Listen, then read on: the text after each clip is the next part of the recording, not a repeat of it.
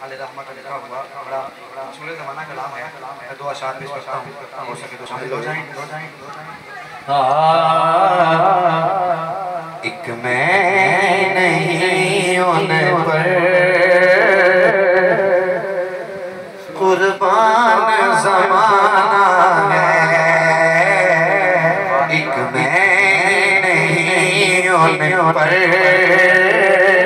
कुर्बान ज़माना है, एक मैं नहीं उन पर कुर्बान ज़माना, एक मैं नहीं उन पर कुर्बान ज़माना है, जो रब्बे दो आलम का महबूब यगाना है, जो रब्बे दो आलम का महबूब यगाना है, एक मैं नहीं उन पर कुर्बान ज़माना।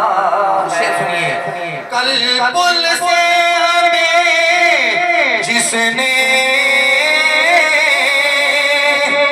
खुद पार लगाना है, सहरा का वो बाबा है, हसनैन का नाना है, सहरा का वो बाबा है, हसनैन का नाना है, सहरा का वो बाबा हसनैन का नाना। आओ दरदारा पर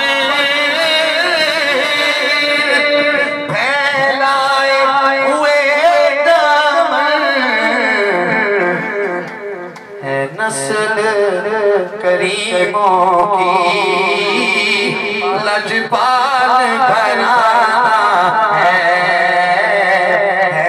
नस्ल करीमों की लजपाल